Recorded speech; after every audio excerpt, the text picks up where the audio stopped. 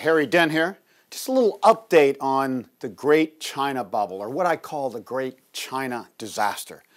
For 2 or 3 years now, I've warned the greatest bubble in the world has occurred in China. China's top-down government strategy is pushing hundreds of millions of people over a decade or so from rural areas into cities with no skills. They're not legal citizens in these cities. They're like illegal rural immigrants, like illegal immigrants from Mexico and the United States. They have no status, no access to benefits. This is the greatest potential disaster in history. They're overbuilding everything.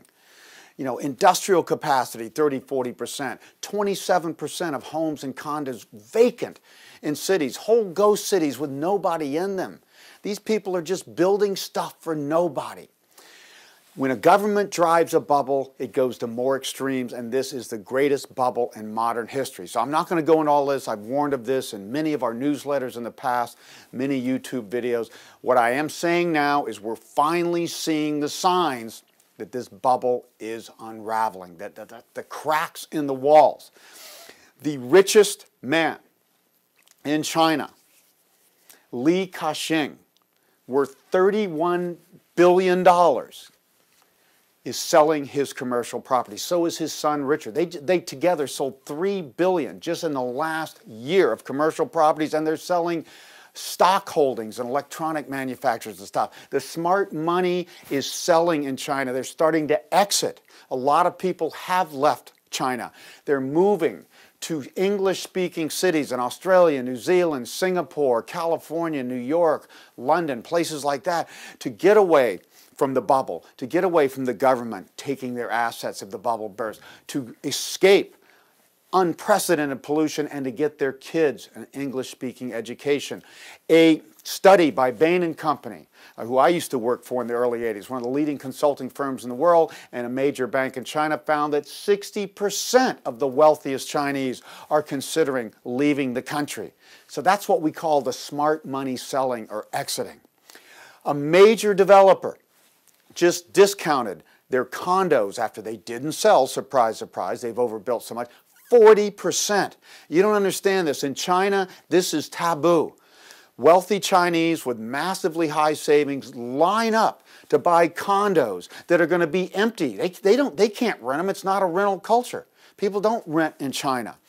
They just let these condos stay empty, hope they will go up long term, but they don't expect developers that they buy these empty condos from in ghost cities or in central cities to discount and devalue their investments. So these Chinese investors are getting very, very angry. But if major developers are starting to discount, more will have to do it. We have charts that show that home prices are already falling in most cities, and there's more and more of this discounting. We have seen major real estate developers who are highly leveraged in one of the biggest banking risk in China, with bad loans accelerating. We've seen more and more of these fail. The government just keeps bailing them out silently, but they're saying they won't keep doing this. We saw a major corporation, the first to default on a corporate bond, a large solar company. We saw a major agricultural co-op, something that people invest their money in like a bank, blow up and people couldn't pull their money out. So we're seeing shadow banking going up. The government started cracking down on this lending bubble and real estate bubble, the greatest in the world.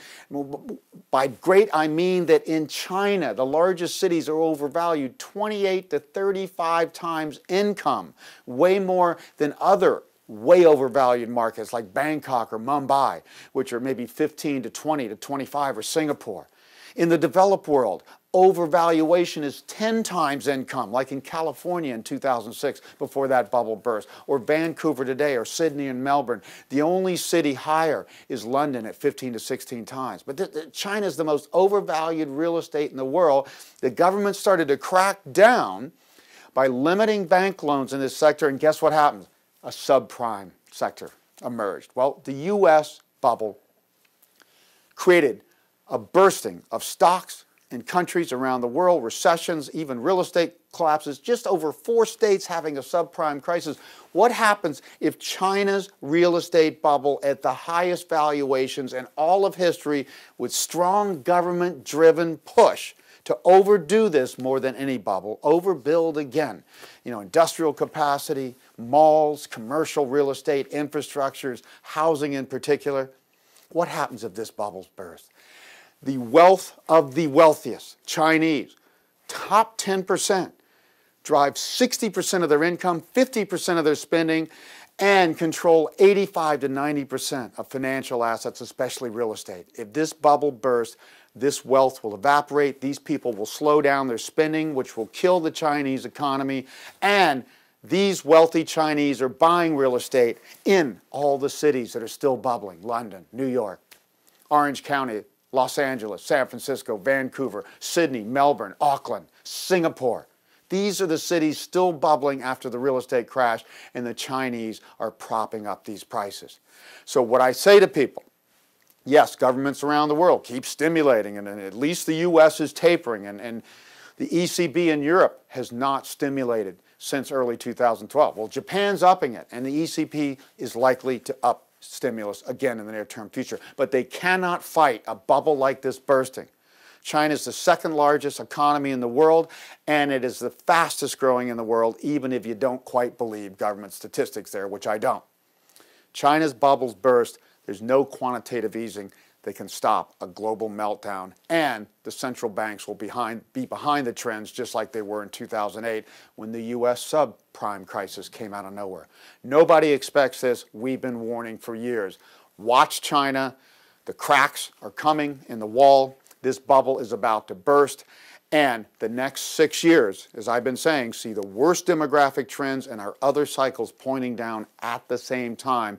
Get ready for the great deflation ahead, as we warn in my recent book, The Demographic Cliff.